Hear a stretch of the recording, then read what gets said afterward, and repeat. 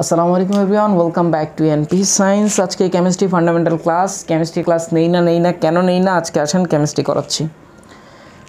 Chemistry করানোর আগে কিছু কথা, আসলে কিছু গালাগাল দিতে চাইছিলাম, কিন্তু আজকে ভয়েসটা একটু ডাউন, এই জন্য গালাগাল দিব না। কেমিস্ট্রি পড়ার নিয়মই জানো না তোমরা বাংলাদেশের স্টুডেন্টগুলা। স্যার কী নিয়ম স্যার? কেমিস্ট্রির একটা ফান্ডামেন্টাল জিনিস আছে, যে ফান্ডামেন্টাল জিনিস আপনাকে সব সময়ের জন্য মাথায় রাখতে হবে। এইটা ছাড়া আপনি প্রথম অধ্যায় পড়েন, দ্বিতীয় অধ্যায় পড়েন, তৃতীয় অধ্যায় পড়েন, জাস্ট টোটাল একটা ওয়েস্ট। সো আমি কেমিস্ট্রির ওই ফান্ডামেন্টাল স্টেপগুলোই দেখাবো, বা যারা বিগিনার বা যারা মনে করতেছো কেমিস্ট্রি নিয়ে অনেক ঝামেলা, ঠিক কীভাবে স্টার্ট করতে হয়, তারপর রান করলে কখন কেমিস্ট্রিটা ইজি লাগবে, সেই জিনিসটাই আজকে দেখাবো। চলেন একদম বিগিনার লেভেল থেকে, সো প্রেশার নেই কোনো। প্রথম আসেন যে অ্যাটমিক স্ট্রাকচার। এটা আপনারা মোটামুটি সবাই জানেন যে একটা অ্যাটম কনসিস্ট অফ 3 পার্টিকেল। একটা হচ্ছে ইলেকট্রন, একটা হচ্ছে প্রোটন, আর একটা হচ্ছে নিউটন। আমি জাস্ট সিম্বলগুলো লিখতেছি স্যার। এবার আসেন যদি একটা অ্যাটমিক স্ট্রাকচার আমরা ড্র করি, তাহলে ঘটনাটা কেমন? তাহলে ঘটনাটা হইল এই যে এরকম একটা থাকে কি, এটা নিউক্লিয়াস। আচ্ছা, এই নিউক্লিয়াসের মধ্যে স্যার কে কে থাকে? প্রোটন আর নিউটন থাকে। আর এই যে বাহিরে, এই বাহিরে থাকে আমাদের ইলেকট্রন, মানে দারোয়ানের মতো এরা ঘুরঘুর করতে থাকে স্যার। এই যে এখানে ইলেকট্রনগুলো থাকে। তার মানে এটাকে আপনি একটা বাড়ির সাথে কল্পনা করতে পারেন যে একটা বাড়ি, এটা হলো সেই বাড়িটার, এগুলো হলো বাড়ির বাউন্ডারি স্যার। বাড়ির ভিতরে কে থাকে? যারা বস, যারা মালিক, প্রোটন আর নিউটন থাকে স্যার। আর বাইরে দারোয়ানরা ঘুরঘুর করতে থাকে, পাহারা দিতে থাকে। দারোয়ান কারা স্যার? দারোয়ান হইছে গিয়া ইলেকট্রনগুলা। Okay fine. এবার আসেন চার্জ নিয়ে। স্যার ইলেকট্রনের চার্জ মাইনাস তো দেওয়াই আছে, প্রোটনের চার্জ প্লাস, আর নিউটনের কোনো চার্জ নাই। আমি আবার বলতেছি স্যার, যারা একটু মিডল রেঞ্জে আসেন কেমিস্ট্রি নিয়ে, তাদের কাছে মনে হবে খুব সিলি ম্যাটার আসতেছি স্যার। এটা একদম বিগিনিং লেভেল থেকে একটা স্ট্যান্ডার্ড লেভেল পর্যন্ত আছে আজকের ক্লাসটা, বা কীভাবে স্টার্ট করা উচিত ছিল আমি সেটাই দেখাচ্ছি। গেল ইলেকট্রন, প্রোটন, নিউটন নিয়ে। এবার আসেন ইলেকট্রন। ইলেকট্রন কে আবিষ্কার করছে? প্রোটন কে আবিষ্কার করছে? নিউটন কে আবিষ্কার করছে? এমসিকিউর জন্য শিখে নেবেন। এটা আবিষ্কার করছে যে থমসন, প্রোটন রাদারফোর্ড, আর নিউটন আবিষ্কার করছে চ্যাডউইক। কত সালে আবিষ্কার করছে সেটাও মুখস্থ করবেন, ভর কত সেটাও মুখস্থ করবেন, ঠিক আছে? আচ্ছা, ভর এটা হলো 9.11 ইন্টু 10⁻31 কেজি। প্রোটন হয়েছে 1.67 ইন্টু 10⁻27 কেজি ইউনিটে। গ্রাম বললে 24 হবে মাইনাস। নিউটনের পর 1.675, similar to proton, into 10⁻27 KG. এই গেল আমাদের স্ট্রাকচার নিয়ে টুকটাক ঘটনা, অ্যাটমিক স্ট্রাকচার। এরপরও যারা একটু বেশি শিখতে চান, আমি প্রেফার করি তারা positron, Mason, neutrino, anti neutrino, ওইগুলো নিয়েও একটু স্টাডি করবেন স্যার। হ্যাঁ, আচ্ছা, ওইগুলো সম্পর্কে আমি একটা লেকচার শিট আমার ফেসবুক গ্রুপে আপলোড করে দিব না, ঠিক আছে? ওখান থেকে আপনারা দেখে নিন বাদবাকি পার্টিকেলগুলো নিয়ে। এবার চলে আসেন পরমাণু বিদ্যুৎ নিরপেক্ষ এই ঘটনাটা নিয়ে। সেই জিনিসটা খুবই ইম্পর্ট্যান্ট, যে সাধারণ অবস্থায় পরমাণুতে কোনো চার্জ থাকে না। কেন থাকে না? আচ্ছা, এই জিনিসটা আর একটু ভালো করে বুঝাই স্যার। এই যে দেখেন, এই যে মার্কারটা কিন্তু আমি ধরতে পারতেছি স্যার, আমার কোনো শক করতেছে না। কিন্তু আমি কি যে প্লাগ আছে, প্লাগের মধ্যে কি আঙুল দিতে পারবো? উত্তর হই স্যার না। কিন্তু এই মার্কার ধরতে পারতেছি। এর কারণটা কি একটু বলি। আমার এই মার্কারে কোনো চার্জ নাই স্যার। এই যে ধরেন আমার মার্কার হলো চার্জ নিরপেক্ষ। কিন্তু যে প্লাগ বোর্ডের কথা আমি বললাম, সেই প্লাগ বোর্ডে স্যার একটা থাকে পজিটিভ, একটা থাকে নেগেটিভ। ওখানে চার্জ আছে স্যার। চার্জ থাকার কারণে ওখানে হাত দিলে আপনি শক খাবেন। তাহলে আপনি বুঝতে পারতেছেন, আপনি বাস্তবিক জীবনে এই যে আমি একটা পাঞ্জাবি গায়ে দিচ্ছি, পাঞ্জাবি কিন্তু আমাকে শক করতেছে না। এখন পাঞ্জাবিতে কি ইলেকট্রন নাই, প্রোটন নাই? অবশ্যই আছে। যে কোনো পদার্থেই ইলেকট্রন, প্রোটন আছে। যেমন আমি আপনাদের একটা ডেমো দিই, এখানে 2,500 কোটি, বেশি আছে আরও, 2,500-এরও বেশি। এটা তো অনেক বড় ফোঁটা। 2,500 কোটি কার্বন পরমাণু আছে, বা সিলিকন জেল আছে, কিছু একটা আছে। হ্যাঁ, তো আপনি চিন্তা করেন, এখানে যদি 2,500 কোটি পরমাণু থাকে, সেখানে কতগুলো ইলেকট্রন আছে? সিলিকনে 14টা করে ইলেকট্রন থাকে। এখন 14 ইন্টু 2,500 কোটি, ক্যান ইউ ইমাজিন দ্যাট? এখানে কত ইলেকট্রন আছে? অনেক বেশি। তাহলে এত ইলেকট্রন থাকা সত্ত্বেও আমি এটা ধরলাম, আমাকে শক করলো না কেন? এই মার্কারে বিলিয়ন ইলেকট্রন, প্রোটন থাকা সত্ত্বেও আমি মার্কারটা টাচ করে আছি, কিন্তু মার্কার আমাকে শক করতেছে না কেন? এর উত্তরটা হলো পরমাণু বিদ্যুৎ নিরপেক্ষ। শুধু পরমাণু না, যে কোনো বস্তুই সাধারণ অবস্থায় বিদ্যুৎ নিরপেক্ষ। কেন? কারণ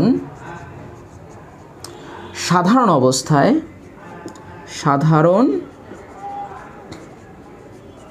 অবস্থায় পরমাণুতে যে কয়টা প্রোটন থাকে ওই সংখ্যক ইলেকট্রন থাকে। অর্থাৎ আপনি যদি এভাবে চিন্তা করেন যে একটা পরমাণু, ধরেন এর সেন্টারে এই যে 2টা প্রোটন আছে, এগুলো প্রোটন স্যার, এর বাইরে আবার কি আছে স্যার? 2টা ইলেকট্রন আছে, যে এগুলো ইলেকট্রন। সাধারণ অবস্থায় প্রোটন সংখ্যা আর ইলেকট্রন সংখ্যা সমান থাকে। ফর এক্সাম্পল, সোডিয়ামে 11টা প্রোটন আছে, 11টা ইলেকট্রন আছে, হাইড্রোজেনে 1টা প্রোটন, 1টা ইলেকট্রন। আপনি যে কোনো 118টা মৌলে যাবেন, যে কোনো মৌলের জন্য ইলেকট্রন সংখ্যা আর প্রোটন সংখ্যা কি সমান, জেনারেল স্টেটমেন্ট। নাও খেয়াল করেন, প্রোটনের চার্জ কি? পজিটিভ।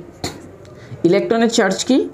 নেগেটিভ। খেয়াল করেন, আপনি একটা যুদ্ধ কল্পনা করেন, যুদ্ধে গেছে এগুলো মনে করেন যে রাশিয়ার সৈন্য, আর এটা এখন যুদ্ধ লাগছে কার? রাশিয়ার হইলো ইউক্রেন, এগুলো হইলো ইউক্রেনের সৈন্য। ধরেন একটা আসছে, তাহলে এরা দুইজনই মারামারি করে মারা গেছে স্যার, ওর একটা গুলি করে দিছে, ওর একটা গুলি করে দিছে। অর্থাৎ প্লাস আর মাইনাস এখানে প্রশমিত হয়ে গেছে, এদের আর কোনো স্বাধীন অস্তিত্ব নাই, ইন্ডিপেন্ডেন্স কোনো এক্সিস্টেন্স নাই এদের।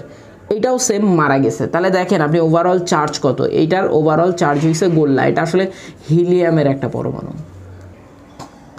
1 থেকে 30 পর্যন্ত মুখস্থ করে ফেলবেন, 1 থেকে 30 পর্যন্ত মুখস্থ করে ফেলবেন পরমাণু। তো দেখেন উত্তরটা হলো সাধারণ অবস্থায় পরমাণুতে যে কয়টা ইলেকট্রন থাকে সে কয়টা প্রোটন থাকে, এই জন্য পরমাণু হইছে বিদ্যুৎ নিরপেক্ষ। যদি এরকম হয়, খেয়াল করেন যে কোনো একটা পরমাণুতে 1 2 3টা আছে প্রোটন, 1 2 3 3টা আছে ইলেকট্রন। এবার এটা আসলে আমি লিথিয়ামের ঘটনা বলতেছি। লিথিয়ামে 3টা প্রোটন আছে আর 3টা ইলেকট্রন আছে। এখন লিথিয়াম যখন একটা ইলেকট্রন ছেড়ে দিবে, যদি একটা ইলেকট্রন তার থেকে চলে যায়, তাহলে ঘটনা কী হয়েছে দেখেন, এটা মারামারি করে মারা গেছে, এটা মারামারি করে মারা গেছে, কি অবশিষ্ট আছে? প্লাস। এই জন্য কোনো পরমাণু যখন ইলেকট্রন ত্যাগ করে সে আসলে পজিটিভ হয়। আবার আরেকটা পরমাণুর কথা চিন্তা করি আমরা, ধরেন ফ্লোরিনে ইলেকট্রন আছে 9টা, 1 2 3 4 5 6 7 8 9, ইলেকট্রনও 9টা। এই যে ঘটনা, এখন যদি বাইরে থেকে একটা ইলেকট্রন তার মধ্যে যোগ হয়, খেয়াল করেন এই পর্যন্ত কিন্তু আমাদের কি ছিল, এই পর্যন্ত মারামারি করে মারা গেছে, একটা এসে যোগ হয়েছে। এই জন্য ফ্লোরিন যখন একটা ইলেকট্রন গ্রহণ করে তখন ফ্লোরিন মাইনাস হয়, কারণ এইটুক মারা গেছে, একটা মাইনাস কিন্তু আপনার রয়ে গেছে। এটা কিন্তু আরও একটা উত্তর হয়ে গেল যে পরমাণু কেন ইলেকট্রন গ্রহণ করলে নেগেটিভ এবং ইলেকট্রন ত্যাগ করলে পজিটিভ হয়, এবং সাধারণ অবস্থায় পরমাণু কেন বিদ্যুৎ নিরপেক্ষ। ক্লিয়ার? এত সময় নাই, অনেক টপিক, এত টপিক কেমনে করাবো এক ক্লাসে? এর উপর আবার ফ্যান বন্ধ করে ভিডিও করতে হয়, কত ঝামেলা নেই শেষ। গেল এই ঘটনা। এবার আসেন দেখি কি কি আছে। অরবিট এবং অরবিটাল নিয়ে ঘটনা। অরবিটাল বোঝানোর সময় আসেন একটু দেখাই। এটা ধরে নেন যে এটা নিউক্লিয়াস, এটা একটা শেল, এটা একটা শেল। এই শেলগুলার স্যার একটু নাম আছে, নামগুলা কি? ফার্স্ট সেলের নাম হলো K shell, L shell, M shell, তারপরে N shell, O shell, P shell, Q shell. Total 7টা শেল আছে, আমি ওগুলার আঁকাইলাম না। এই যে K L M N O P Q, এগুলোই হলো স্যার অরবিট। তাহলে অরবিট বা এটার নাম হলো প্রধান শক্তি স্তর।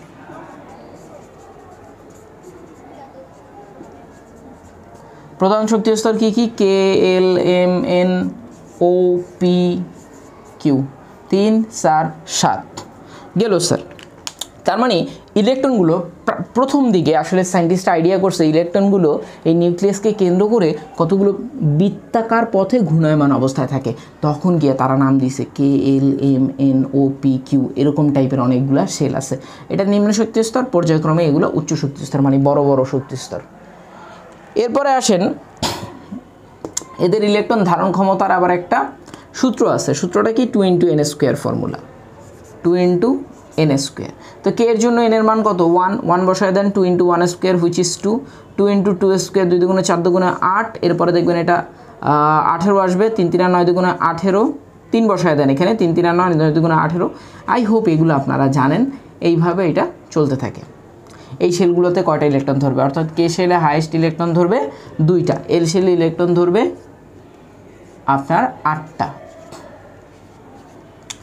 এম শেলে ইলেকট্রন ধরবে কয়টা? 18টা। এখানে 18টা ইলেকট্রন এরকম জোড়া জোড়া একাই দিবেন, কাজ শেষ। আচ্ছা, আমরা কিন্তু এখনো জিনিসটা ক্লিয়ার হই নাই যে অরবিট আর অরবিটাল কি। অরবিটাল হইল গিয়া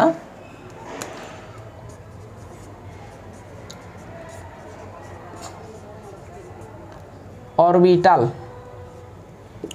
অরবিটাল হলো S P D F. S মানে sharp, P for principal, D for diffuse, F for fundamental. এটা মনে রাখলে ভালো, না মনে রাখলে কোনো ক্ষতি নেই আসলে। প্রথম দিকে সায়েন্টিস্টরা ভাবলো, যখন রাদারফোর্ড আলফা কণা বিচ্ছুরণ টেস্টটা করছিল, তখন সায়েন্টিস্টরা ভাবছিল এই যে নিউক্লিয়াস আছে না স্যার, নিউক্লিয়াসকে কেন্দ্র করে এই যে প্রধান শক্তি স্তরগুলো আছে, এইখানে ইলেকট্রনগুলো গুড়গুড় গুড়গুড় করতে থাকে। পরবর্তীতে গিয়ে দেখলো না, ইলেকট্রন আসলে এই শক্তি স্তরের সব জায়গায় থাকে না, কোনো একটা নির্দিষ্ট জায়গায় থাকে। তার মানে এই যে অরবিটের বা এই যে বড় বড় বৃত্ত, এই বড় বড় বৃত্তের একটা নির্দিষ্ট অঞ্চল আছে, যে অঞ্চলে ইলেকট্রন খুঁজে পাওয়া যায়। স্যার খেয়াল রাখেন, প্রধান শক্তি স্তরের যে সকল অঞ্চলে ইলেকট্রন খুঁজে পাওয়ার সম্ভাবনা সব থেকে বেশি, সেটাই হলো অরবিটাল। অর্থাৎ ঘটনাটা এরকম। আপনারা কখনো ক্যাম্পে গেছেন? বিভিন্ন ক্যাম্প কিন্তু অনেক বড় হয়। বড় ক্যাম্পের মধ্যে অনেকগুলো মানুষ থাকে। ধরেন একটা ক্যাম্পে 1000 মানুষ আছে। এখন এই 1000 মানুষ কি একটা তাঁবুর মধ্যে থাকে? না, ছোট ছোট অনেকগুলো তাঁবু থাকে, সেই তাঁবুর মধ্যে থাকে। ঠিক এরকম একটা ঘটনা। যেমন সেকেন্ড সেলের কথা আপনি চিন্তা করেন, সেকেন্ড সেলে 8টা ইলেকট্রন আছে। এখন এই 8টা ইলেকট্রন কি একটা তাঁবুর মধ্যে আছে? না, 8টা ইলেকট্রন আছে 2টা তাঁবুর মধ্যে। স্যার কেমনে 2টা তাঁবু? আসলে 2টা তাঁবু হইল এই যে কে শেলে শুধু একটা অরবিটাল থাকবে, সেটা হলো এস অরবিটাল। এই যে এল শেল, সেখানে থাকবে 2টা এস আর পি অরবিটাল। এই জন্য আমি বলছি 2টা তাঁবু। কল্পনা করেন এটা, এখানে থাকবে এস পি ডি আর এখানে থাকবে S P D F. Sir এরপরেও S P D F, S P D F, S P D F, শেষ। এগুলো হলো একদম ফান্ডামেন্টাল জিনিস, যেগুলো সায়েন্টিস্টরা আবিষ্কার করছে। কোনো লজিক নাই, আপনাকে জাস্ট এটা মনে রাখতে হবে। হ্যাঁ, আপাতত এতটুকুই আপনার জন্য লজিক, যে আপনাকে এটা মনে রাখতে হবে। এটার ডিটেলস আরও অনেক কিছু আছে আসলে। তো চলে আসেন, এটা গেল আমাদের। এই যে দেখেন, এই যে 2টা ইলেকট্রন, এই যে একটা, এটা 2টাই এই এস সেলের মধ্যে থাকে। আর এস পিতে থাকে হলো এই 8টা ইলেকট্রন। তার মানে এসে থাকে 2টা আর পিতে থাকে 6টা। এখন এদের ধারণ ক্ষমতাটা একটু বলি। এসের ধারণ ক্ষমতা 2টা। এখন 4 করে যোগ করে যান, তাহলে 2 আর 4 কত? 6টা। আরও 4 যদি যোগ করেন তাহলে 10টা। এফে আরও 4 যোগ করলে 14টা। দেখেন, মনে রাখাটা একদম সোজা। এসে শুধু 2 মনে রাখবেন, এরপরে 4 করে যোগ করে যাবেন, বাদবাকি সব পেয়ে যাবেন। আই হোপ জিনিসটা ক্লিয়ার। তো ইলেকট্রনগুলো আসলে এই যে K L M N O P Q, এখানেই খুঁজে পাওয়া যাবে না। এর মধ্যে আবার ছোট ছোট ঘর আছে, সেখানে খুঁজে পাওয়া যাবে, যার নাম হলো অরবিটাল। এইটুকুই গেল আমাদের অরবিট আর অরবিটাল নিয়ে। যেহেতু আজকে ফান্ডামেন্টাল ক্লাস, আমি আবার বলতেছি, ফান্ডামেন্টাল ক্লাসে আসলে বেসিক্সের অত ভিতরে যাওয়া হয় না। আমি আপনাদের জাস্ট রুট ম্যাপটা দেখাইতেছি। এবার আসেন ইলেকট্রন বিন্যাস নিয়ে। ইলেকট্রন বিন্যাসে আগে ওল্ড ফরম্যাটটা দেখাবো, দেন নিউ ফরম্যাটটা দেখাবো, যে নিউ কেন আসলো, এই অরবিটাল কনসেপ্টটা কেন ড্রাইভ করা হইল। চলেন, কে এল এম এন এই পর্যন্ত হইলেই হবে। আমরা হাইড্রোজেন ড্রাইভ করি। আমরা কিন্তু অলরেডি জানি কে শেলের ধারণ ক্ষমতা 2টা, এল শেলের 8টা, এইটার 18টা, এইটা রয়েছে 32টা। হাইড্রোজেনের 1 ইলেকট্রন আছে, তাহলে একটা বসায় দেন। আপনার হাতে আর ইলেকট্রন নাই। হিলিয়ামে আসেন, 2টা ইলেকট্রন আছে, 2টাই বসায় দেন। একটু বড় সরো যাই, সোডিয়ামে আপনারা সবগুলাই করবেন। সোডিয়ামে দেখেন আপনার হাতে 11টা ইলেকট্রন আছে, বাট আপনি চাইলেই প্রথম শেলে 11টা ইলেকট্রন বসাই দিতে পারবেন না। স্যার কেন পারবো না? ধরেন আপনার সামনে একটা নৌকা আছে, নৌকায় ধারণ ক্ষমতা আছে 2 জনের, আর আপনারা গ্রুপ গেছেন হয়েছে 18 জনের। এখন 18 জন কি ওই 2 জনের নৌকার মধ্যে উঠে যাবেন? জায়গা নেই তো, ডুবে যাবে নৌকা। সো দিস ইজ ওয়াই 11টা ইলেকট্রন থাকলেও আমরা 2টার বেশি এখানে বসাইতে পারবো না। এরপর আমরা চলে যাই নেক্সট সেলে। আপনার ইলেকট্রন 2টা বসাইছেন আর 9টা আছে, এখানে ধারণ ক্ষমতা 8টা। আপনি কি 9টা বসাই দিবেন? না, 9টা বসতে পারে না। তাহলে 8টা বসান, একটা আছে, একটা থার্ড সেলে চলে যাবে। এইটাই ছিল স্টোরি। একটু বড় সড়ো যাই, আর্গনে যাই। আর্গন 18, তাহলে এখানে কয়টা 2টা, এখানে 8টা, 10টা গেছে 8টা আছে, এখানে 8টা বসায় দিলাম। আচ্ছা এই 18 পর্যন্তই যা ছিল তা আমরা আগের নিয়ম অর্থাৎ ওল্ড ভার্সন, এই যে যেটা দেখাইতেছি KLMN এ ইলেকট্রন বিন্যাস, এটা দিয়ে করা যাইতো। কিন্তু যখনই 19 হয়ে যাবে তখনই গোলমালটা লেগে যাবে। দেখেন 19 পটাশিয়াম, 2টা বসাইলাম, আর কয়টা আছে স্যার 2 ম্যানেজ করলে 17 আছে, তাহলে 8টা বসায় দেন। এখন আর কয়টা আছে স্যার 9টা আছে। এটা কত জনের নৌকা স্যার 18 জনের। আপনারা কয়জন স্যার 9 জন, তাহলে অবভিয়াসলি আমি 9 বসাইতে পারি। সায়েন্টিস্টরা এভাবে চিন্তা করছিল যে হ্যাঁ আমি তো 9 বসাইতে পারি, কিন্তু যখন তারা ইলেকট্রন নিয়ে আরও ডিটেলস স্টাডি করলো তখন দেখলো কি যে এখানে আসলে 9টা না, এখানে ইলেকট্রন আছে 1টা আর এই শেলে আছে 1টা। তখন তো ঝামেলায় পড়ে গেলো, স্টুডেন্টরাও ঝামেলায় পড়ে গেলো। কী ব্যাপার, আপনি বললেন যে ধারণ ক্ষমতা থাকলে বসানো যাবে, তাহলে 18 আছে 9টা বসায় দেন, আপনি কেন 8টা বসে 1টাই চলে যাচ্ছেন? এই উত্তর জানতে হলে আমাদেরকে আগে আউটবাউ যাইতে হবে। তার মানে ওল্ড ইলেকট্রন বিন্যাসটা বাদ হয়ে যাবে, আমাদের নিউ একটা ইলেকট্রন বিন্যাস আসবে যেটা হলো অরবিটাল ইলেকট্রন বিন্যাস। তাহলে আগে একটু আউটবাউটা দেখে আসি। তাহলে এটা আমি মুছে দিলাম। এই প্রসেসে আপনারা 1 থেকে 21 পর্যন্ত করবেন। স্ক্যান্ডিয়ামেরটাও আমি একটু দেখায় দিই। স্ক্যান্ডিয়াম 21 তো, তাহলে 2 8 8, আচ্ছা 8 হবে না, এটা হবে 9 আর এটা হবে 2। এই যে ঝামেলাটা, এই ঝামেলাটা এখনই সলভ হয়ে যাবে যখন আমরা নিউ ইলেকট্রন বিন্যাসে চলে যাব। তো আপনারা তারপর ওল্ড ফরম্যাটে স্ক্যান্ডিয়াম পর্যন্ত করবেন। নিউ ফরম্যাটে যাওয়ার আগে আপনাকে আউটবাউটা শিখতে হবে। আউটবাউ কী বলছিল? আউটবাউ বলছিল যে ইলেকট্রনগুলো প্রথমে নিম্ন শক্তি স্তরে দেন পর্যায়ক্রমে উচ্চ শক্তি স্তরে যায়। এটা ও না বললেও আমরা বুঝি।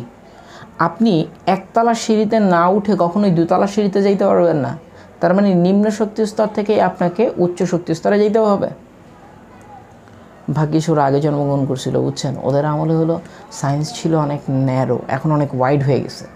তখন অল্প একটু পড়াশোনা করেই দেখা গেছে যে ওরা আপনার গবেষণার কাজে নিজেকে নিয়োজিত করতে পারছে। হ্যাঁ, কিন্তু এখন সায়েন্স এত অ্যাভ্রোড হয়ে গেছে, এত বোল্ড হয়ে গেছে যে এখন আপনি চাইলেও দুম করে নিজেকে আপনি গবেষণা করতে পারবেন না। না হলে এটা খুব সিম্পল একটা কনসেপ্ট। ইলেকট্রনগুলো প্রথমে নিম্ন শক্তি স্তর যাবে, তারপরেই তো উচ্চ শক্তি স্তরে যাবে। কারো বয়স 5 আগেই 5 হয় না, 3 হয়, তারপর 4 হয়, তারপর 5 হয়, নিম্ন থেকে উচ্চ শক্তি স্তরে যায়। That's it. যাই হোক, আক্ষেপ করে লাভ নাই আমরা এই জমানায়, তবে আক্ষেপের আসলে কারণও নাই। কারণ আপনি যদি চিন্তা করেন আর 100 বছর আগে যদি আপনার জন্মগ্রহণ হইতো, আপনি কিন্তু এগুলো কিছু পাইতেন। এই যে ফোন, এই যে অনলাইন, এই যে দেখেন এই যে ক্লাসগুলো, এই ক্লাসগুলো আমরা কিন্তু এরকম ক্লাস পাই নাই স্যার। আমরা ক্লাস অনেক কষ্টে, আমরা কোনো কিছু না জানলে, আগে তো এত গুগল এত ছিল না, এত কিছু অনেক কষ্ট করে আমাদের এক একটা জিনিস জানতে হয়েছে, ইনফ্যাক্ট ওয়েট করতে হয়েছে। এখন যেমন খুব ইজি, যে কোনো সমস্যা পড়ছেন আপনি গুগল যান, উইকিপিডিয়া যান, ইউটিউব যান। হ্যাঁ, বড় বড় প্রফেসররা আছে, তাদেরকে মেইল করেন, তারা কনসাল্টিং দেয়, অনেক ভালো ভালো প্রফেসর আছে ওয়ার্ল্ডে। হোয়াটএভার, চলেন আগে আউটবাউটা জিনিসটা বুঝে আসি। আউটবাউ বলছে প্রথমে নিম্ন শক্তি স্তর, আর ওর ডিজাইনটা কেমন ছিল? 1s 2s 2p, 3s 3p 3d, 4s 4p 4d 4f, 5s 5p 5d 5f, 6s 6d। আচ্ছা আমার আর লাগবে না, এই জন্য আমি আসলে আর লিখতেছি না। এখানে হবে 6f, সরি 6 কি লিখলাম, এটা 6p, এটা 6d 6f, 7p 7d 7f। দেন কি করবেন আপনি? ক্রস দিয়ে দিবেন। এগুলো আপনারা জানেন, তারপর আমি একটু বিরক্ত করতেছি।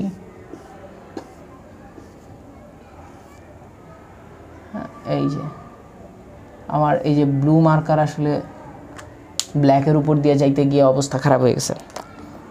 এবার চলে আসেন আমরা ছোটোখাটো আগে একটা ইলেকট্রন বিন্যাস করে আসি, তারপর বড়টা করব। সোডিয়াম করি স্যার 11টা। আপনি ইলেকট্রন আগে যাবে কোথাতে? এসে। আর এদের ধারণ ক্ষমতাটা লিখে দিই। এসে কয়টা? 2টা, এরপর 6 করে 4 করে যোগ করবেন, তাহলে 6টা, ডিতে 10টা, এফে 14টা। তাহলে চলেন, আর আমরা জানি প্রথম সেলে শুধু এস অরবিটাল থাকে, তাহলে 2টা থাকলে 1s 2, ফার্স্ট সেল শেষ।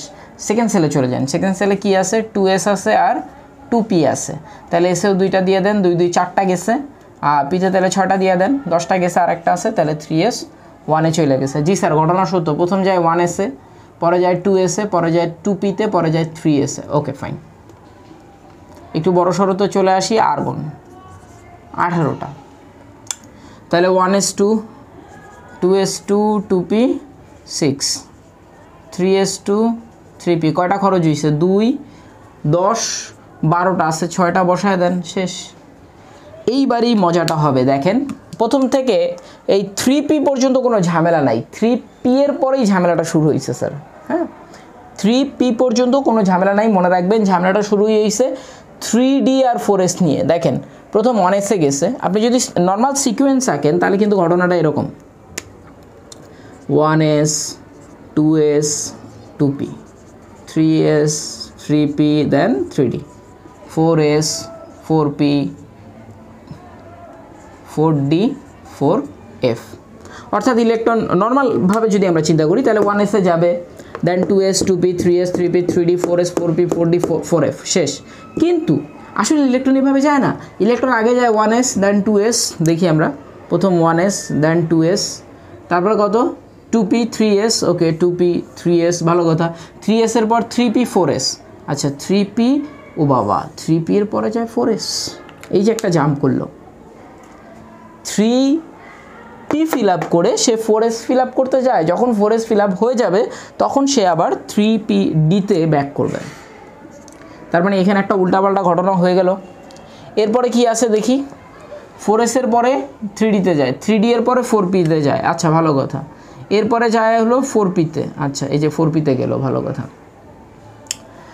4p এর পরে দেখি 4d তে যায় কি না, 4p এর পরে আবার চলে যায় 5s এ, চিন্তা করেন এই যে 5s, তার মানে এই যে 4p এর পরে চলে আসে 5s এ, 5s এর পরে কোথায় যায় 4d তে যায়, আবার লাভ দিছে 4d তে গেল, 4d এর পর কোথায় যায় 5p তে, ও বাবা আবার 5p তে ব্যাক করতেছে, দেন তার মানে এই যে এখান থেকে আবার এখানে আসবে, তার মানে আপনি বুঝতেই পারতেছেন এরপরে আইসে একটা এলোমেলো সেগমেন্ট শুরু হয়ে যায়, আর এই এলোমেলোটা আপনি এটা না করলে বুঝতে পারবেন না। সো আপনি যখন 30-এর বেশি পারমাণবিক সংখ্যা বিশিষ্ট মৌলের ইলেকট্রন বিন্যাস করবেন তখন অবশ্যই আগে আহ্বায়কের এই ছকটা আইকে নেবেন, নাহলে কিন্তু ইলেকট্রন বিন্যাস করতে পারবেন না।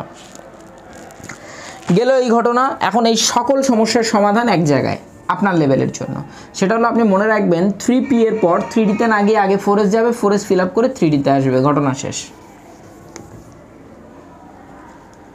তার মানে এটা ফিল আপ করার পর এখন যদি আমরা পটাশিয়ামে যাই 19, চলেন 1s2 2s2 2p6 3s2 3p6 3d, না না আগে 3d যাওয়া যাবে না, আগে 4s এ যাইতে হবে, তাহলে এই পর্যন্ত আপনার 18টা শেষ আছে, একটা এই যে একটা বসবে, এটাই ছিল ওখানের উত্তর। ওই যে আমরা পটাশিয়ামে করছিলাম যে 8টা হয়ে কেন ওখানে একটা চলে যায়, এই দেখেন তার উত্তর, 8টা হয়ে কেন এখানে একটা চলে আসলো।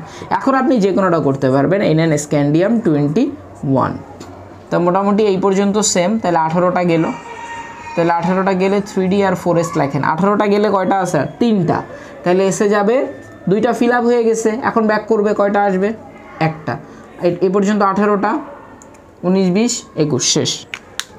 আরেকটা জিনিস মনে রাখতে হবে ইলেকট্রন বিন্যাস করতে গিয়ে, নাহলে ঝামেলায় পড়ে যাবেন, সেটা হলো D4 হয় না কখনো, D5 হয়, D9 হয় না, D10 হয়। এর কারণ হলো স্থায়িত্ব, স্থায়িত্ব নিয়ে আলাদা ক্লাস নিতে হবে, নাহলে আসলে বোঝা যাবে না স্থায়িত্ব জিনিসটা কি। হ্যাঁ তারপর একটু বলে দিই, চলেন আসলে কোনো জিনিস স্কিপ করে যাইতেও ভালো লাগে না।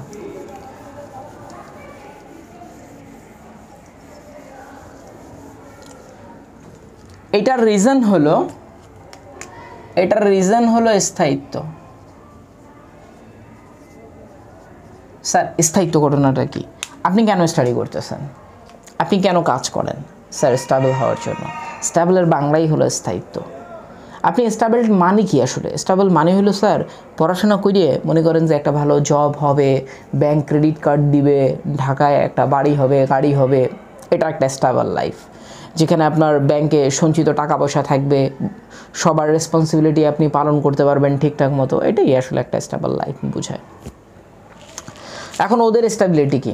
ওদের স্টেবিলিটি হলো, দেখেন একটা পরমাণু যখন, চিন্তা করেন এটা একটা পরমাণু, এখন ও আছে এখানে যদি মুক্ত অবস্থায় থাকে, যে আসে ওরা মাইরা দিতেছে, মাইরা দিয়ে ওর সাথে একটা বিক্রিয়া করে ফেলতেছে। তার মানে এই কিন্তু স্থায়িত্ব অবস্থায় নাই। স্থায়িত্ব মানে হলো ও এখন বায়ুতে যদি 10 বছর 20 বছর বা 100 বছর এই অবস্থায় থাকতে পারে, যে অবস্থায় আছে, কারোর সাথে বিক্রিয়া টিক্রিয়া করবে না, দ্যাট মানে ওইটা হলো একটা স্টেবল কন্ডিশন। এখন স্টেবিলিটি বাড়ানোর জন্য যে জিনিসটা হয়, আগে একটু ব্লকটা জানতে হবে। এস এর একটা বক্স, কারণ তার 2টা ইলেকট্রন ধারণ ক্ষমতা, প্রত্যেক বক্সে 2টা করে ইলেকট্রন ধরে।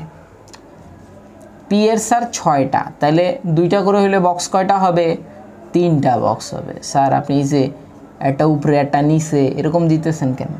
এটারও কারণ আছে, বলতেছি। কোনটা রাইখা কোনটা বলবো? 1 2 3 4 5 হয়েছে না 5টা? তো এই দেখেন 10টা। ওকে, এরপরে এফ সিমিলারভাবে এফ এ তাহলে বক্স কয়টা হবে? 14টা। একটা বক্স, 2টা বক্স, একটা বক্স, 3টা বক্স, 5টা বক্স, এটা 7টা বক্স। 7টায় 14টা ধরবে, গেল এই ঘটনাটা। এখন এটা উপরে আর নিচে কেন দেওয়া হয়? উপরে আর নিচে দেওয়া হয় এই জন্য, দেখেন এইখানে যখন এই ইলেকট্রন আর এই ইলেকট্রন যখন মুভ করে স্যার, এই ইলেকট্রনের ঘূর্ণন কিন্তু একসাথে 2টা ঘটনা ঘটে স্যার। কীরকম?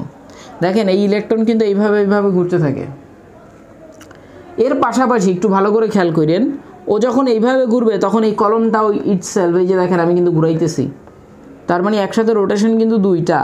এক হলো বড় বৃত্তাকার পথেও সে ঘুরে, আবার সে নিজে নিজেও ঘুরে স্যার। এখন নিজে নিজে ঘোরার ঘটনাতে একটা মজার জিনিস আছে, যদি এইটা এই ডিরেকশনে ঘুরে তাহলে এইটা তার উল্টো ডিরেকশনে ঘুরবে স্যার। কেন? কারণ এটা এই ডিরেকশনে ঘোরার ফলে এর যে মোমেন্ট অফ ইনার্শিয়াটা হবে, এটা যদি পজিটিভ হয় এটা হবে সিমিলার নেগেটিভ, ফলে একটা আরেকটাকে অপোজ করে দিবে, পরমাণু স্টেবল কন্ডিশনে চলে যাবে। এইটুকু কথা মনে রাখতে পারলে ভালো, না মনে রাখতে পারলে আরও ভালো, আপনারা আরও ডিটেলসে যা শিখবেন। এটার কারণই হলো একটা উপরে একটা নিচে, মানে একটা যে ডিরেকশনে ঘুরে আর একটা তার উল্টো ডিরেকশনে ঘুরে, এটা বোঝানো হয়েছে। আচ্ছা, এবার আসেন স্থায়িত্বের ঘটনায় আসি, কেন D4 হয় না?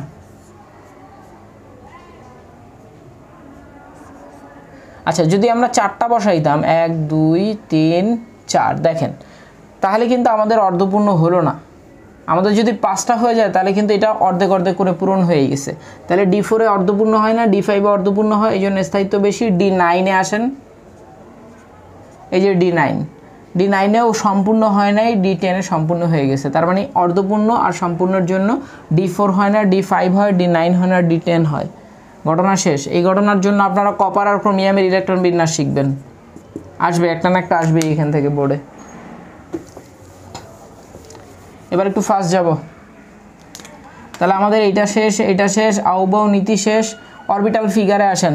এস অরবিটাল আকৃতি কি? এস অরবিটালের আকৃতি গোলাকার, একটু বড় করে আঁকায় দিই। প্লাবান কয় স্যার আপনি ছোট ছোট করে আঁকান। এস অরবিটালের আকার কি? গোলাকার। এরপর আসেন পি। পি অ্যাকচুয়ালি 3টা হয়।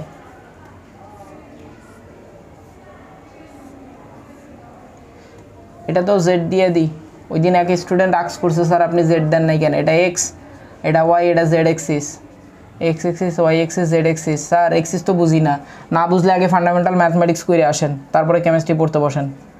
এক্স ওয়াই জেড এক্সিস, তো এটার হয় একটা পি এক্স, একটা হয় পি ওয়াই, আর একটা হয় পি জেড। কারণ আপনারা অলরেডি দেখছেন যে পি অরবিটালের জন্য বক্স 3টা, 1টা 2টা 3টা। এখন পি এক্স হবে কি? এক্স বরাবর ডাম্বেল শেপ। ডাম্বেল বোঝেন, এই যে ব্যায়াম করে না মানুষ ধইরা, ওইটা হলো ডাম্বেল। ডাম্বেলে 2টা এরকম পুন্ডুলি পুন্ডুলি থাকে না, এই জন্য এই শেপটার নাম হলো ডাম্বেল শেপ।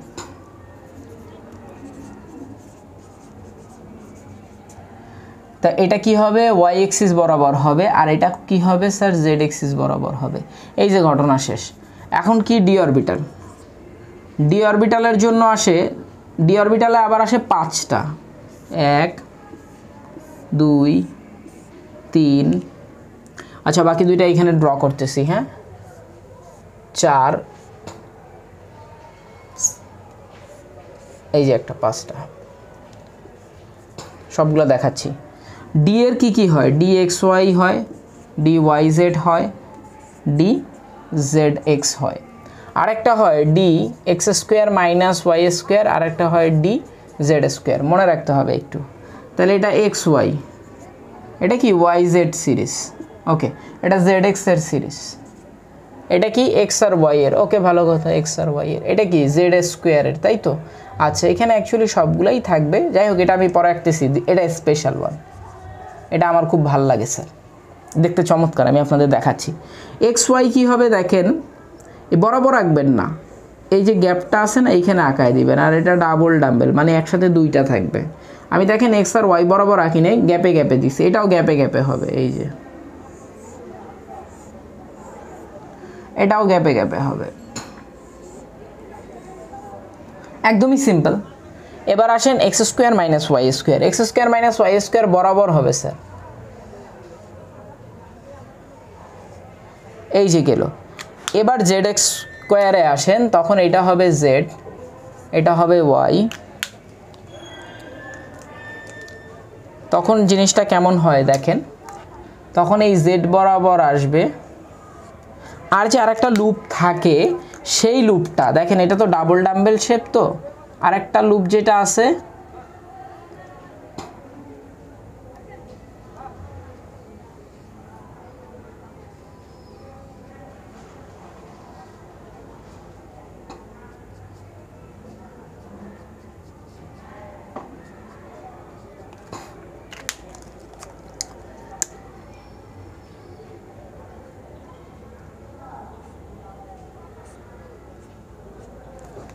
এরকম হয়ে যাবে স্যার।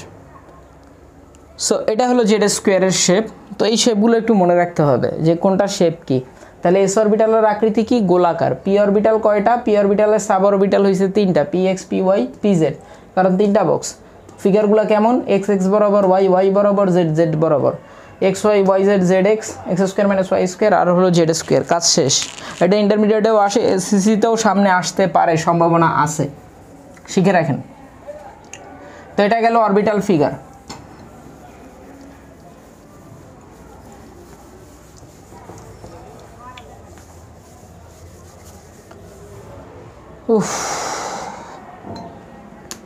এরপরে আসবে হলো বক্স নিয়মে ইলেকট্রন বিন্যাস। বক্স নিয়মে ইলেকট্রন বিন্যাস কেমন দেখাচ্ছি। সোডিয়াম ধরেন 11টা, তাহলে আপনি সোডিয়াম আগে নর্মালটা করে নেন, 1s2 2s2 2p6 3s1, তার মানে এর 1s-এ দুইটা আছে, একটু ছোটো করে রাখি। ওকে, দেখেন 1s-এর পরেই কি আপনার একতলা বেড়ে গেছে, 2s হয়ে গেছে, তাহলে আপনি এইখান থেকে স্টার্ট করবেন। এই যে 2s-এ দুইটা আছে। এরপরে দেখেন এটা কিন্তু একতলা বাড়ে নাই, 2 নাম্বারেরই জাস্ট এস থেকে পিতে গেছে, যেহেতু একই তালায় মানে 2 তালাতেই আছে, তখন এটা অর্ধেক অর্ধেক বাড়বে, পুরা বাড়বে না।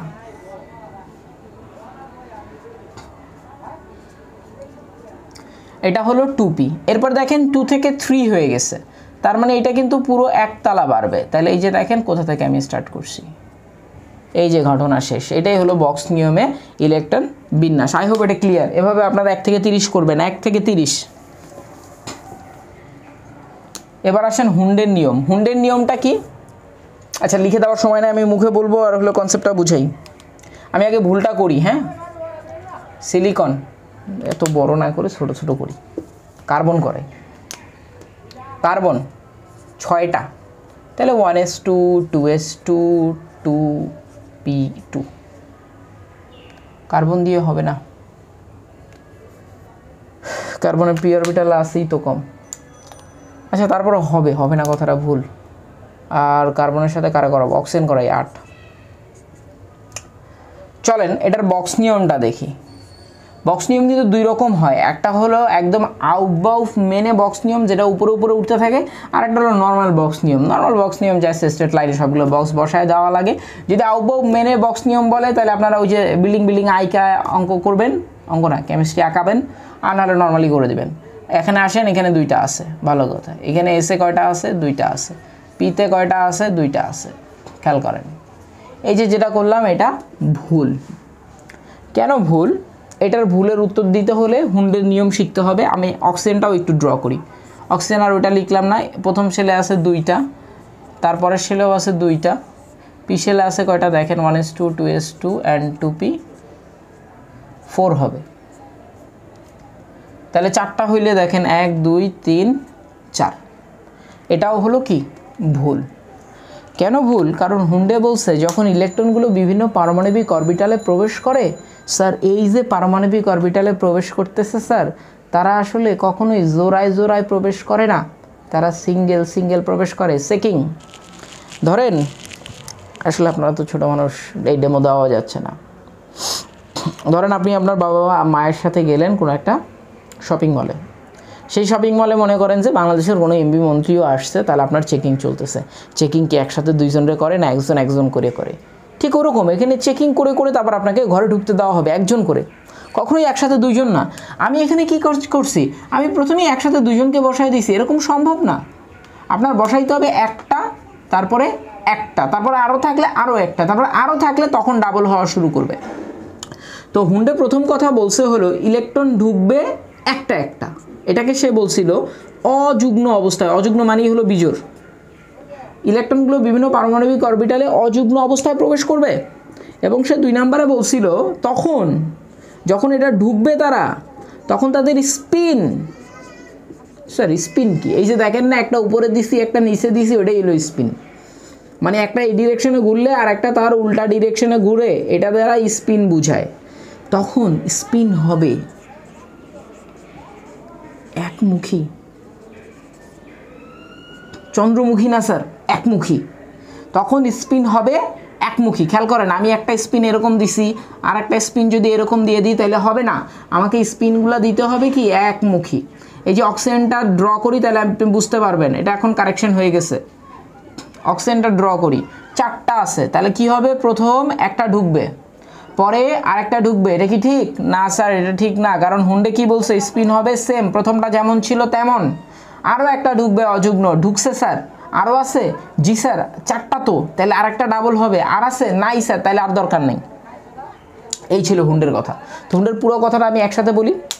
হুন্ডে বলছিল বিভিন্ন পারমাণবিক অরবিটালে ইলেকট্রন প্রবেশের সময় ইলেকট্রনগুলো সর্বাধিক অযুগ্ম অবস্থায় প্রবেশ করে এবং তখন তাদের স্পিন হয় একমুখী। অতঃপর ইলেকট্রনের প্রাপ্যতা অনুযায়ী, মানে ইলেকট্রন যদি আরও থাকে, তাহলে যে দেখেন বিপরীতমুখী ইলেকট্রন এসে ইলেকট্রন জোড় গঠন করবে। এখানে ইলেকট্রন জোড় গঠন করছে না, অনেক বড় একটা ডেফিনেশন, প্রত্যেকটা পার্ট ইন্ডিভিজুয়াল খুব ক্লিয়ারভাবে বুঝতে হবে, তাহলে কাজ শেষ। এই গেল হুন্ডের নীতি। হুন্ডের নীতির আলোকে যদি আমি আরেকটা দেখাই, আরেকটা কারে দেখাবো, ফ্লোরিন দেখেন, ফ্লোরিন কয়টা, 9টা, 1s2 2s2 2p 6, সরি হ্যাঁ 6 নাকি 6 হবে না, 6 7 8 9 10টা হয়ে যায়, তাহলে এটা হবে 5। আমি শুধু পিটারে একাই স্যার, হ্যাঁ এই যে 5টা আছে, তাহলে কি হবে, হুন্ডে বলছে অযুগ্ম অবস্থায় আগে প্রবেশ করাও, এরপরে যদি দেখো তোমার হাতে আরও ইলেকট্রন আছে, জি স্যার আছে, তখন এই যে বিপরীতমুখী জোর নিয়ে, বিপরীতমুখী স্পিন নিয়ে ইলেকট্রন জোর গঠন করো, কাজ শেষ। হুন্ডের নীতি বোঝা শেষ। এটা কিন্তু আপনার লেভেলে নাই। আমি বুঝি না এই বইগুলো তারা কেমনে ডিজাইন করছে। হুন্ডের নিয়ম ঠিকই নাই আপনার বইয়ে, কিন্তু আপনাদের বইয়ে যোজনীর একটা চমৎকার ডেফিনেশন লিখছে। চমৎকার আসলে কি বলবো, আমার আসলে গালাগালও দিতে ইচ্ছা করে, গালাগাল দিতেও পারি না, টিচার মানুষ, তবে ইচ্ছা করে আসলে, মানে যারা ডিজাইনটা করছে। যোজনীর ডেফিনেশন এই বইয়ের আগের বইয়ে ছিল, কোনো মৌলের সর্বশেষ কক্ষপথে যতগুলো ইলেকট্রন থাকে সেটাই তার যোজনী। ডাহা মিশা কথা, একদম গোবর মার্কা ডেফিনেশন ছিল, ওইটা বাদ দিয়ে এই বইয়ে একটু আপডেট করে নিয়ে আসলো। ভালো কথা, কি আপডেট করছে, কোনো মৌলের সর্বশেষ কক্ষপথে যতগুলো ইলেকট্রন থাকে অথবা যতগুলো অযুগ্ম ইলেকট্রন থাকে তাকে ওই মৌলের যোজনী বলে। দেখেন অযুগ্মর কনসেপ্ট কিন্তু আপনার যোজনীর ডেফিনেশনে ঢুকায় দিচ্ছে স্যার, কিন্তু এই অযুগ্ম ইলেকট্রন যদি বুঝতে হয় কোনো স্টুডেন্টকে, অবশ্যই তার হুন্ডের নিয়ম বুঝতে হবে। তাহলে এই বইটা ডিজাইন করার আগে, এই প্যারার আগে আপনাকে হুন্ডের নীতি দেওয়া উচিত ছিল। যারা রেগুলার টিচার তারা তো হুন্ডের নীতি আপনারা বোঝাবে না। হুন্ডের নীতি না বুঝাইলে আপনার লেভেলে আপনি জীবনেও যোজনের ডেফিনেশন বুঝতে পারবেন না। বইগুলা স্টিল কন্টেন্টগুলো কোনো সাজানো নাই, আর কন্টেন্টের গাপলা তো আছে অনেক বেশি, তারপরও হাজার হাজার কোটি টাকা নাকি এডুকেশন খাতে আমাদের খরচ হয়ে যাইতেছে। আমি জানি না কোথায় খরচ করতেছে এরা। যাই হোক, বক্স নিয়ম ইলেকট্রন বিন্যাস গেছে, আমাদের হুন্ডের নীতি গেছে। এবার যোজনীর ডেফিনেশনে আসি। যোজনীর ডেফিনেশনের জন্য আগে হুন্ডে করায় নিছি, এখন যোজনীর ডেফিনেশনে আসি। আপনাদের বইয়ে এখন যেটা লিখে দিচ্ছে সেটা ভালো, এটা আগেই আমি বলছিলাম, বা আগেও আমার স্টুডেন্টদেরকে এর থেকেও ডেভেলপ কিছু করাইতাম। যাই হোক, এখানে আসেন, যোজনীর কথায় দুইটা কথা আছে। শেষ সেলের ইলেকট্রন, শেষ সেল ইলেকট্রন সংখ্যা, এটাই যোজনী। অথবা একটু ছোট করে লিখলে বোঝা যায়, হ্যাঁ বোঝা যাওয়ার কথা, না বোঝা গেলে জুম করে দেখেন। অথবা শেষ সেলে, আচ্ছা, অথবা শেষ সেলে অযুগ্ম ইলেকট্রন, অযুগ্ম ইলেকট্রন সংখ্যা। খেয়াল করেন, এখন কিন্তু আমরা অযুগ্ম ইলেকট্রন কি বুঝি, যেমন এখানে অযুগ্ম ইলেকট্রন কয়টা, এখানে আছে অযুগ্ম ইলেকট্রন দুইটা। অক্সিজেনে অযুগ্ম ইলেকট্রন কয়টা, দুইটা। ফ্লোরিনে অযুগ্ম ইলেকট্রন কয়টা, এই যে একটা অবশিষ্ট আছে অযুগ্ম, এটাই হলো অযুগ্ম ইলেকট্রন। চলেন এই দুইটা কথা আমরা একটু ডেসক্রাইব করি।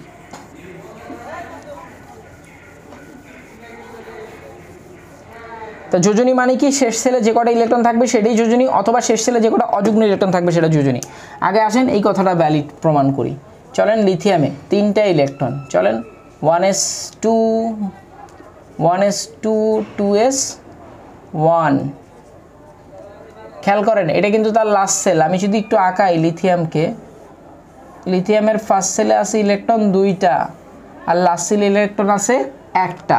তো লাস্ট সেলে যে কটা ইলেকট্রন থাকে মৌলের যোজনী তত, লিথিয়ামের যোজনী 1। সিমিলারভাবে সোডিয়ামেও দেখবেন ... 3s1, লাস্ট সেলে একটা ইলেকট্রন আছে, যোজনী 1। ক্যালসিয়ামের কথা যদি চিন্তা করেন 20... লাস্টে দেখবেন 4s2, লাস্ট সেলে ইলেকট্রন সংখ্যা 2টা, তাহলে যোজনী 2। অ্যালুমিনিয়ামের কথা যদি চিন্তা করেন, অ্যালুমিনিয়াম 13... 3s2 3p1, দেখেন লাস্ট সেলে ইলেকট্রন সংখ্যা 3টা, তাহলে অ্যালুমিনিয়ামের যোজনীয় 3। তাহলে মিলে গেছে স্যার, শেষ সেলে যে কটা ইলেকট্রন আছে সেটাই তার যোজনী। তাহলে স্যার এটা কেন দিল, এটা দিছে কেন দেখেন। ফ্লোরিনের কথায় আসি। ফ্লোরিন কত, ফ্লোরিন 9। ইলেকট্রন বিন্যাস করেন 1s2 2s2 2p5। শেষ সেল ইলেকট্রন কয়টা, 5টা 6টা 7টা, সেই হিসেবে তার যোজনী কত হওয়ার কথা। যদি আপনি প্রথম থিওরিটা ধরেন তাহলে যোজনী হওয়ার কথা 7, কিন্তু এমনটা না, কিন্তু তার যোজনী হইছে 1, কিন্তু তার যোজনী কত, 1। এখন এই যোজনী 1 কেন তা কিন্তু আপনি প্রথম স্টেটমেন্ট থেকে এক্সপ্লেন করতে পারবেন না, যোজনী কেন 1। তো এটা এক্সপ্লেন করতে গেলে আপনাকে অবশ্যই হুন্ডের নিয়ম জানা থাকা লাগবে, এবং যোজনীর এই যে সেকেন্ড প্যারা এটাও আপনাকে জানা থাকা লাগবে। ভয়েস একটু ডাউন, কথা কইতে কষ্ট। এবার আসেন আমরা একটু হুন্ডের নিয়মে একটু বক্সটা করে ফেলি, তাহলে আমরা জিনিসটা বুঝতে পারবো। আপনার লাস্ট সেলে তো এসও আছে, তাহলে এসে আছে 2টা ইলেকট্রন, এরপরে আছে আপনার পি অরবিটাল, পিতে আছে কয়টা, 5টা। হুন্ডে কি বলছে, প্রথম একটা একটা দাও, 2টা 2টা দিবা না। তারপরে যদি তোমার হাতে ইলেকট্রন থাকে, জি স্যার আছে, 5টা তো 3টা খরচ করছি, তাহলে তুমি জোর গঠন করো বিপরীত স্পিন নিয়ে, জি স্যার করছি। এখন আপনি লাস্ট সেলে তাকান আর বলেন অযুগ্ম কয়টা, স্যার একটা, এই যে যোজনী 1। তার মানে হয় এইটা না হলে এইটা, এর আলোকেই আপনি সব কিছু এক্সপ্লেন করতে পারবেন। একটু শর্টকাট করে দিই আপনাদের জন্য, পর্যায় সারণীর 1 2 3 নম্বর গ্রুপকে আপনি এটা দিয়ে এক্সপ্লেন করতে পারবেন। অ্যাকচুয়ালি 1 2 3 না, 1 2 3 4 5, 1 থেকে 5 পর্যন্ত গ্রুপ। যারা একবারেই অনেক শিখতে চাও তাদের জন্য 1 থেকে 5 নম্বর গ্রুপ, এটা দ্বারা মডিফাই হবে। আর 6 আর হলো 7, অর্থাৎ তোমাদের বইয়ের 16 আর 17, হ্যাঁ 16 আর 17 হবে এটা দ্বারা মডিফাই। আসলে 5 বলতে কিন্তু 15 বুঝাইছি, অর্থাৎ 1 2 13 14 15, এগুলো সব ফার্স্ট স্টেটটা দিয়ে। আর 16 আর 17 নম্বর গ্রুপ হবে এই যে সেকেন্ড যে স্টেটমেন্ট সেটা দিয়ে। কাজ শেষ, আই হোপ ক্লিয়ার। যোজনী শেষ, হুন্ডের নীতি শেষ, সব শেষ। ওই পরিবর্তনশীল যোজনী চিন্তা করো, এত বড় ভিডিও তো তোরা দেখিস না, তোদের জন্য করাটা আমার লস, খুদেই লস। যাই হোক, আমার স্টুডেন্টগুলো আবার রিভিউ দেখতে পারে, এটার জন্য করা।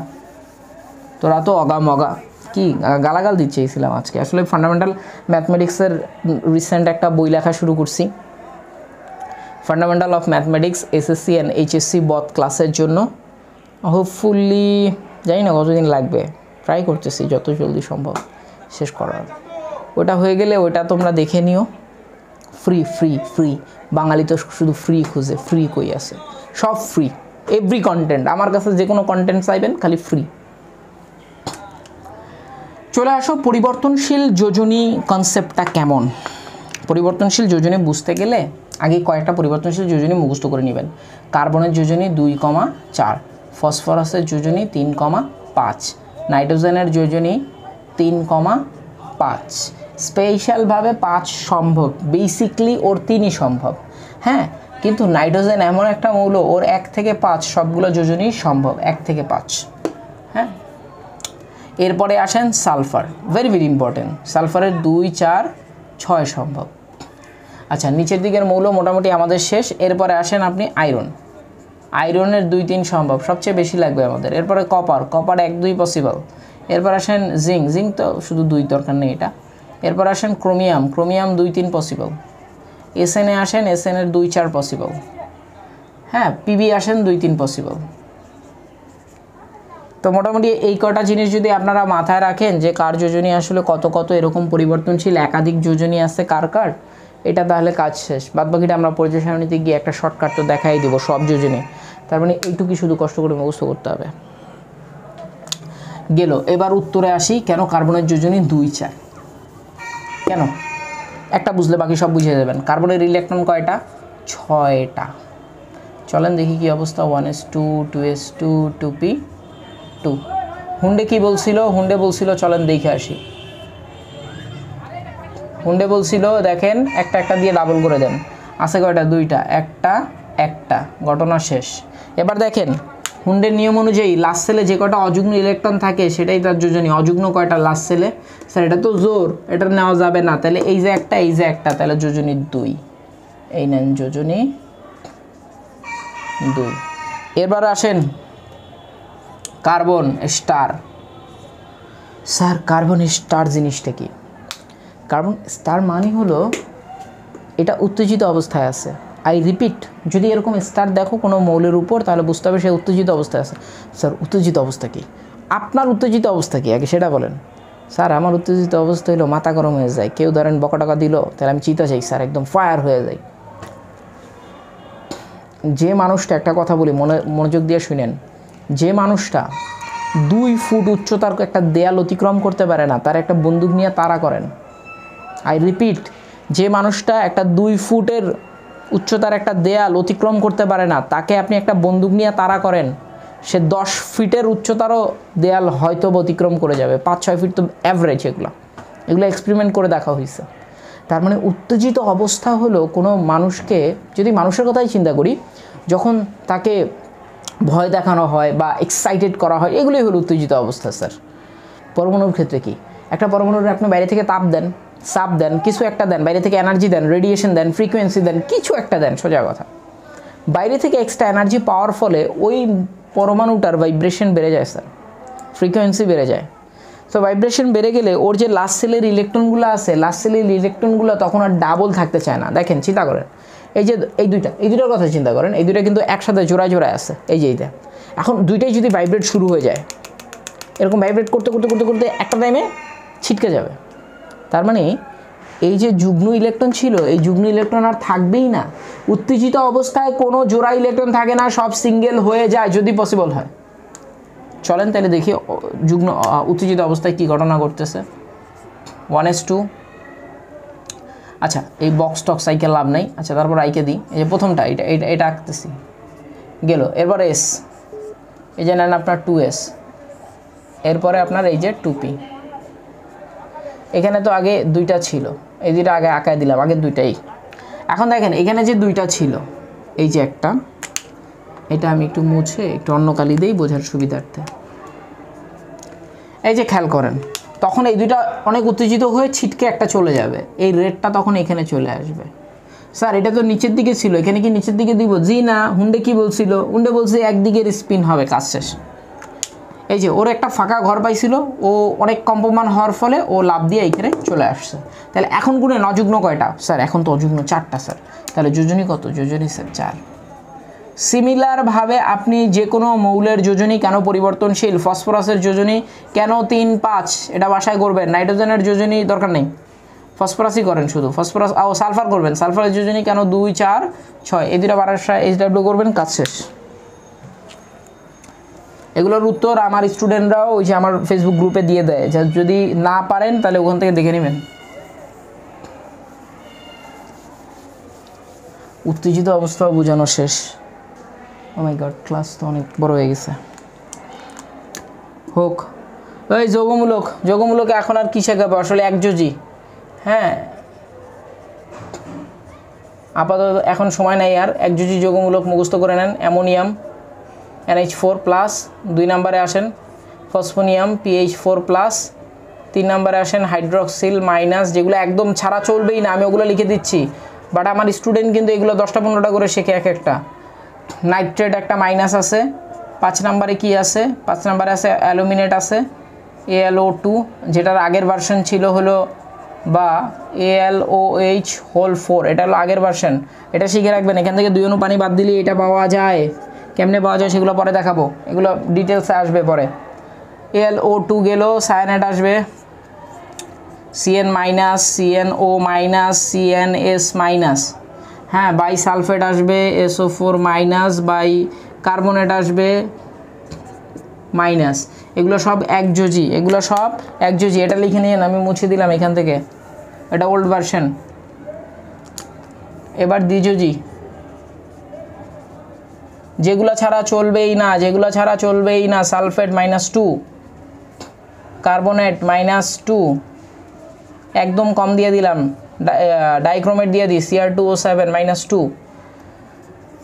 জিঙ্কেট ZnO2, আর কি দেবো? বাইফসফেটটাও দিয়ে দিই।